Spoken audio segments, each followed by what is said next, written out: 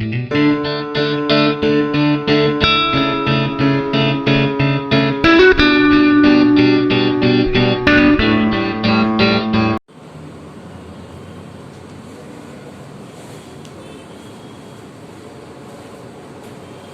Students, Saraswati group of education તરફથી અંગ્રેજીના લેક્ચરમાં પાછા આજે આપણે એક નવા મુદ્દા સાથે છે તે પ્રસ્તુત થયેલા છીએ.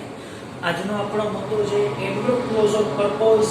એડવર્બ ક્લોઝ ઓફ પર્પઝ એટલે શું? તો કે હેતુ, ઈરાદો કે આશય દર્શાવનાર ક્રિયા વિશેષણ રૂપ ઉપવાક્યો અને સાથોસાથ પ્રેઝ પ્રેપોઝિશન છે તેનો અભ્યાસ કરવાના છે. In order to, with a view to અને ઇન્ફિનિટિવ એટલે કે ક્રિયાપદનું હેતુદર્શક મૂળ રૂપ ટુ વત્તા મૂળ રૂપ. તો આમ જોઈએ તો ટુ વત્તા મૂળ રૂપ, in order to, with a view to અને સો ધેટ અને ઇન ઓર્ડર ધેટ એટલે કે બે સમાનાર્થી. બરોબર? તો કુલ 4 મુદ્દા છે એની આજે છણાવટ થશે. ટુ વત્તા મૂળ રૂપ, in order to, with a view to અને so that in order that એ બંને ઘટક એક જ છે કારણ કે બંને સમાનાર્થી છે. હવે આ શબ્દોનો ઉપયોગ શું? આ શબ્દોનો ઉપયોગ બે જગ્યાએ છે. એક કન્જક્શનમાં છે, વાક્યને જોડવામાં. કન્જક્શનમાં વિકલ્પમાં પણ પૂછાય છે 11-12માં અને ધોરણ 10માં આપણને બે અલગ અલગ સેન્ટેન્સ આપ્યા હશે. તે સેન્ટેન્સને આપણે જોડવાના હશે. કાઉન્સમાં છે તે આવી કઈ સૂચના છે તે આપેલી હશે, સો ધેટ, ઇન ઓર્ડર ધેટ.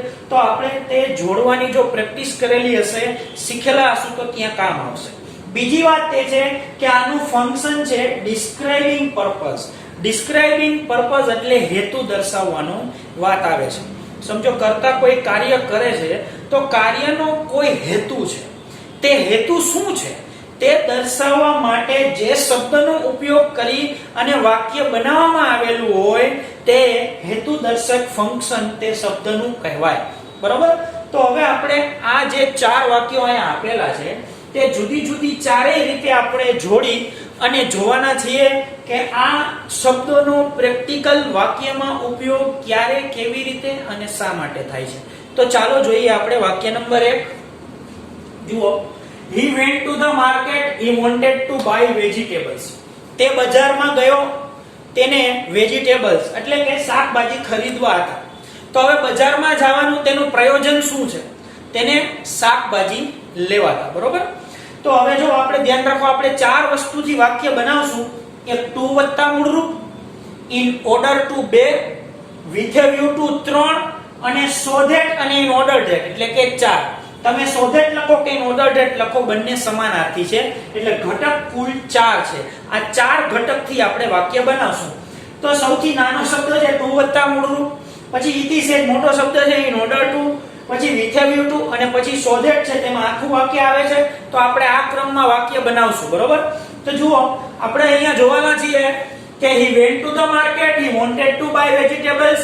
મારે લખવું છે સૌથી પહેલા ટુ વત્તા મૂળ રૂપ. તો વાક્ય કઈ રીતે બને જુઓ, આપણે આમ લખવું પડે, he went to the market. હવે અહીંયા ટુ વત્તા મૂળ રૂપ થી ડાયરેક્ટ જોડી શકાય એટલે કે આમ લખાય to buy vegetables.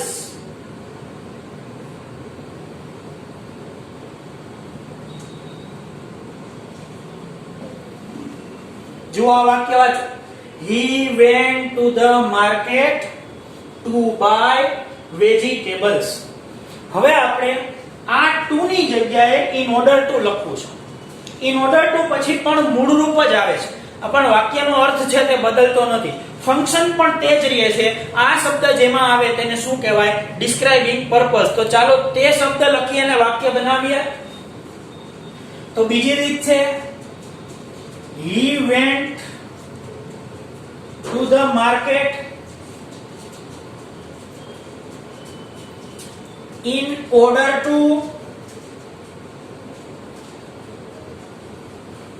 buy vegetables. હવે અહીંયા મેં વાક્ય બાંધી દીધું છે કારણ કે મારે થોડો સ્પેસ જોઈ છે. બરોબર છે? અહીંયા આપણે સ્પેસ છે તે અગાઉથી બોર્ડમાં લખી અને મર્યાદામાં લઈ લીધી છે સ્પેસ એટલા માટે. હવે જો ટુ બાય વેજીટેબલ્સ લખો કે in order to buy vegetables લખો, ક્રિયાપદમાં ફરક પડતો નથી. બરોબર, અર્થમાં પણ ફરક પડતો નથી.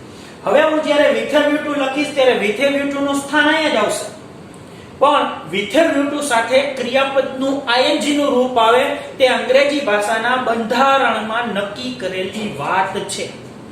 બરોબર, તો વિથેવ્યુટુ પછી ફરજિયાત ing આવશે ને આવશે. તો આપણે તે વાત જ્યારે લખીએ ત્યારે ing ના રૂપ સાથે લખવી પડશે. તો આ વાત આમ લખાય, he went to the market.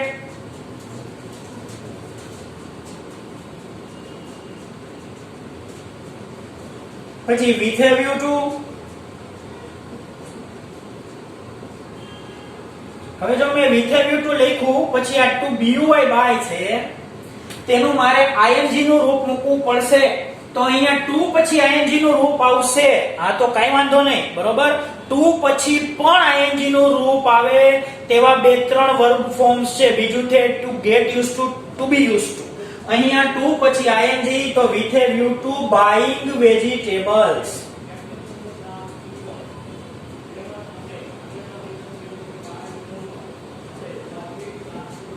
તો જુઓ, he went to the market with a view to buying vegetables.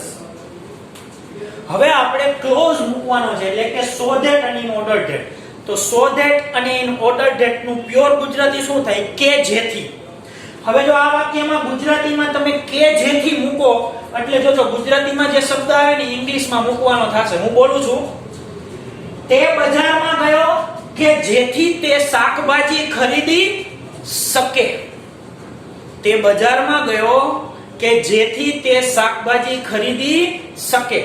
અમે સારી રીતે ભણીએ છીએ કે જેથી અમે માર્ક્સ મેળવી શકીએ. તો જે શકે અથવા તો શકીએ શબ્દ આવ્યો ને કે જેથીમાં, so that માં, એટલે આપણે so that વાળું વાક્ય અથવા તો in order that વાળું વાક્ય બંને સમાનાર્થી છે. તો તે વાક્યમાં can અથવા તો could મૂકવાનું થાય. વર્તમાન કાળ હોય તો can અને ભૂતકાળ હોય તો could. જુઓ, તો he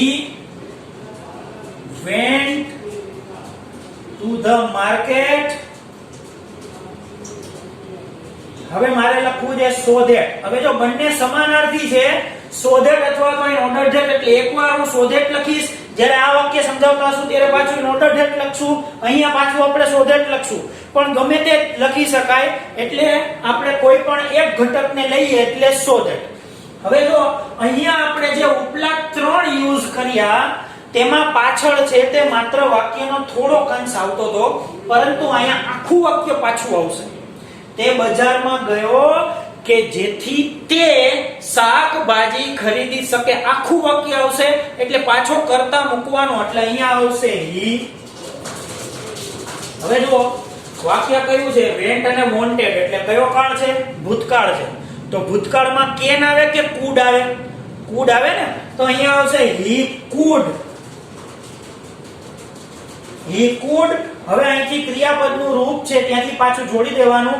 he could buy vegetables. આપણે મૂળ વાક્યમાં જોઈએ buy vegetables.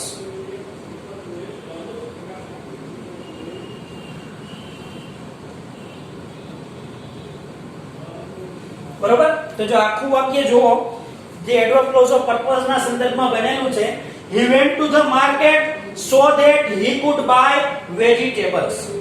બીજું વાક્ય જોઈએ, we work hard. અમે સખત કામ કરી છે. we want to get the first class. અમે ફર્સ્ટ ક્લાસ મેળવવા ઈચ્છીએ છીએ. બરાબર. આપણે કામ કરવાનો હેતુ શું છે? તો કે ફર્સ્ટ ક્લાસ મેળવવું, આ આપણો હેતુ છે. તો સૌથી પહેલા ટુ વત્તા મૂળરૂપ, પછી in order to વત્તા મૂળરૂપ, પછી આપણે લખશું with a view to, પછી ing, અને છેલ્લે લખશું so that અને in order that. બરોબર. તો આ ક્રમમાં આપણે બનાવીએ.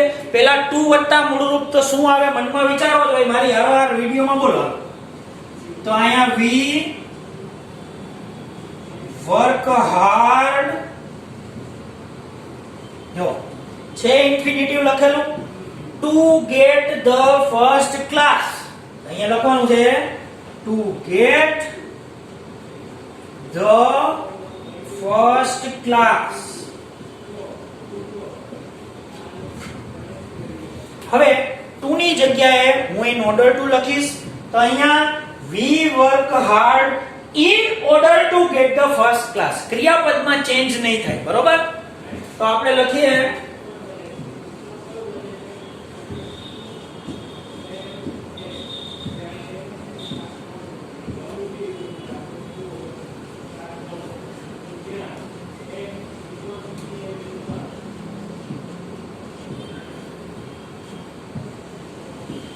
તો જ્યાં ટુ લખેલું હતું ત્યાં જે ઓર્ડર ટુ આપણે લખીએ છીએ. હવે મારે ત્યાં with a view to લખવાની વાત આવશે. તો with a view to પછી મારે ing લખવાનું. તો ing લખતી વખતે get નું થશે getting. તો આ વાક્ય આ રીતે બને કે we work hard with a view to get નું શું થશે getting. જો with a view to getting અને the first class.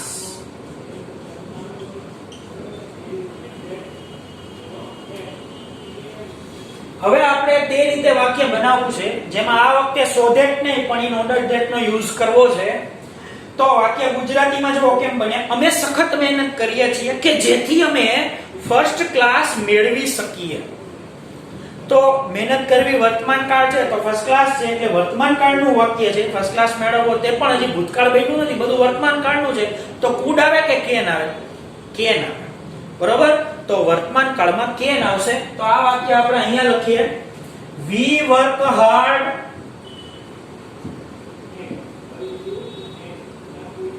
જો so that નું સમાનાર્થી છે in order that, એટલે આ વખતે આપણે in order that લખીએ. in order that કે જેથી કરીને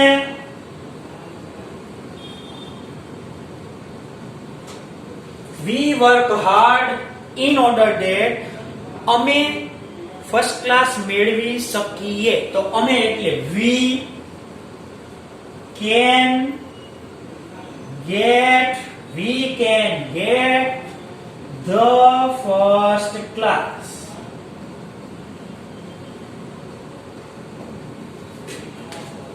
બરોબર? જો they hired a taxi. તેઓએ ટેક્સી ભાડે કરી. their intention was to reach early. તેઓનો ઈરાદો વેલા પહોંચવાનો હતો. એનો મતલબ તેઓએ વેલા પહોંચવા માટે ટેક્સી ભાડે કરી.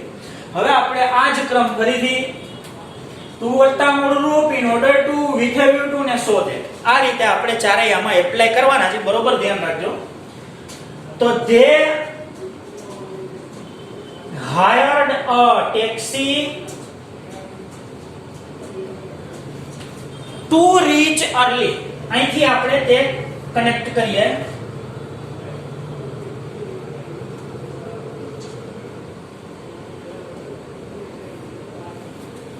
હવે in order to મૂકશું, ક્રિયાપદના રૂપમાં કઈ ફરક પડશે નહીં. તો અહીંયા they hired a taxi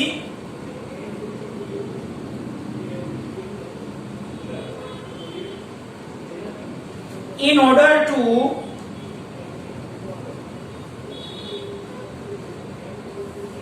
reach early.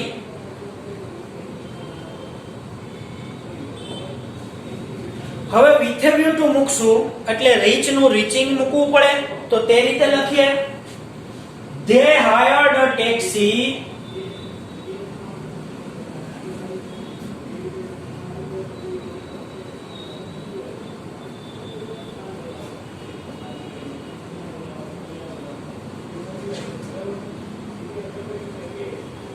with a view to reaching.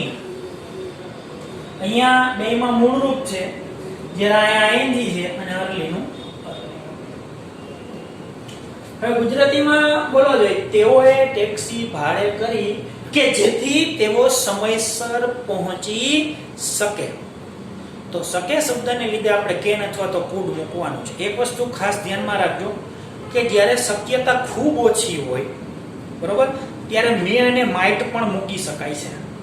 મે અને માઇટ પણ તે ક્યારે મે ક્યારે માઇટ એના અનુસંધાનમાં થોડીક પ્રેક્ટિસ જોઈ તે શબ્દનો ભાવ ઓળખવા માટેની. એટલે અત્યારે તો આપણે કેન અને કુડ તેમાં કાંઈ ખોટું નથી એટલે તે જ આપણે કન્ટિન્યુ રાખીએ છીએ. બરોબર? તો અહીંયા they hired a taxi. હવે હું so that મૂકીશ. શા માટે? કારણ કે આપણે એકવાર so that લીધું, એકવાર in order that લીધું, પાછું અહીંયા so that મૂક્યા. they hired a taxi so that કે જેથી તેઓ વહેલા પહોંચી શકે. તો અહીંયા આપણે પાછું લખીએ they. હવે જો ભૂતકાળમાં ટેક્સી ભાડે કરી ને તો કેન આવે કે કુડ આવે? તો કુડ આવશે, એટલે અહીંયા આપણે લખશું કુડ. they could. હવે કુડ પછી ક્રિયાપદનું મૂળ રૂપ એટલે they could reach અને early.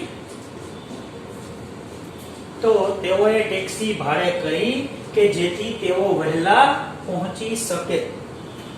ચોથું વાક્ય, Mr. Shah uses new method of teaching. He wants to explain the topic well. Mr. Shah શિક્ષણની નવી પ્રયુક્તિઓ અજમાવે છે. તે ટોપિકને સારી રીતે સમજાવવા માંગે છે. બરોબર? તો આપણે પહેલા to થી જોડશું એટલે અહીંથી આ વાક્ય આવશે.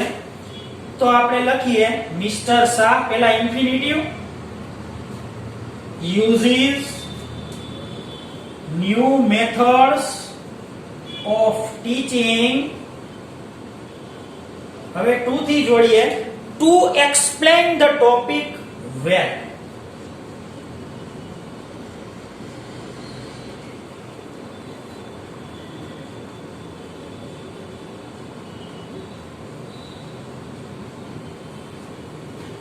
હવે આ જ વાતમાં આપણે in order to મૂકીએ ત્યારે પણ ક્રિયાપદ છે તે મૂળ રૂપમાં જ રહેશે.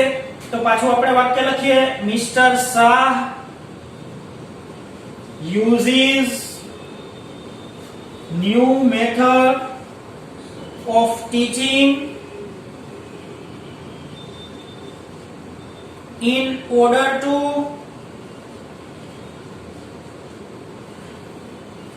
explain the topic well.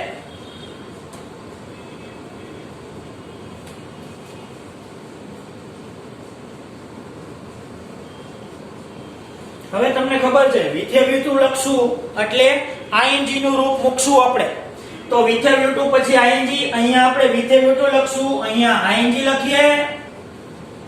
Mr. Shah uses new methods of teaching with a view to,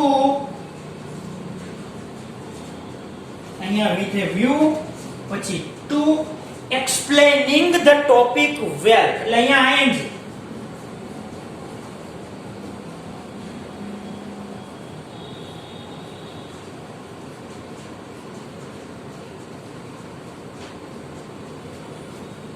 અને હવે આપણે so that મૂકો ને, અહીંયા આપણે order that મૂકીએ, બે સમાનાર્થી છે પણ order that પછી વર્તમાન કાળ છે તો આપણે શું લખશું? can.